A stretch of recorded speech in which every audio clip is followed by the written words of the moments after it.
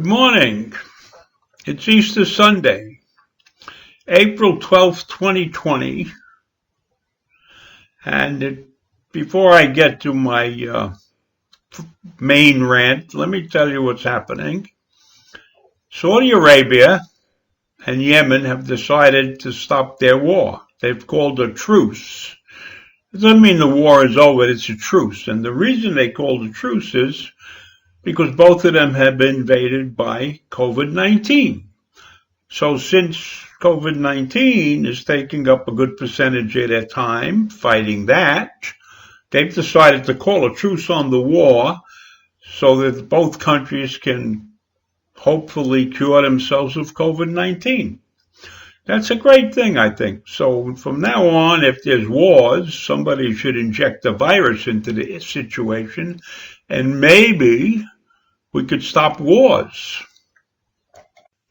So the U.S. now leads the world in coronavirus deaths. A grim milestone passed a day after President Trump said that his opening our country task force would start work next week, although he insisted he would not ease current restrictions. So, as of Saturday, the virus has killed over 20,000 people. And the worldwide death total is over 100,000 people. So according to the data that's been provided to us, the U.S. has over 500,000 cases and 20,000 dead. So we have 20% of the dead and 30% of the cases. That's a sorry picture for a so-called advanced country. Getting back to the committee that's going to meet, the task force supposedly that's going to meet and decide whether or not we should open this country up again. Remember that Trump said he was going to open it by Easter Sunday.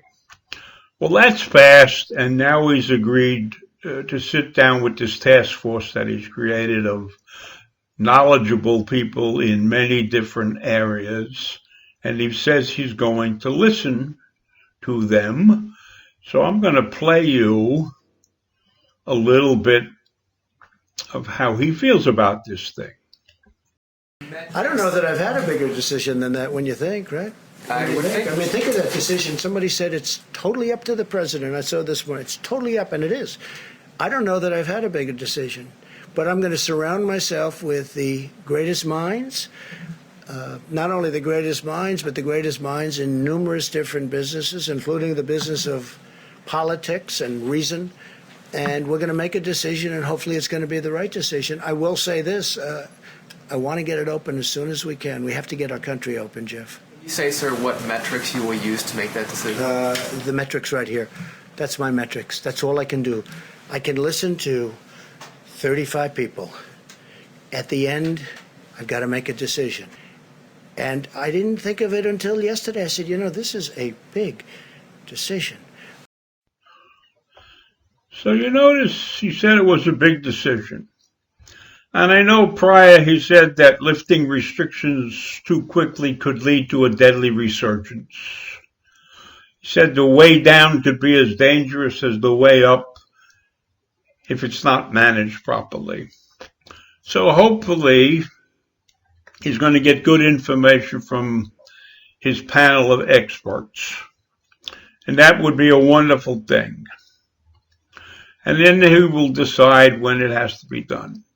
But did you notice that when somebody questioned him about the metrics associated with his decisions, he pointed to his head and he said, "These are the metrics that count. These are the metrics I'm going to use. It's my decision. The president can make this decision."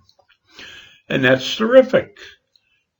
But that indicated to me somehow that he might not do what the experts are telling him to do. Because we all know that he's so anxious about his economy and everything, he's liable to just open up the country and take a shot, and see if he can manage to escape without too much of a problem, say. Because I don't know that he has the Sitzfleisch to wait until this thing is really under control. I think he has Spilkus. He wants to get this thing up and running. He's afraid that the market is going to go further into a recession. And he's going to use his own metrics.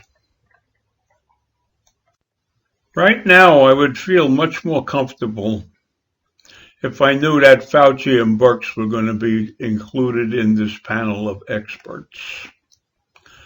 I have faith in those people.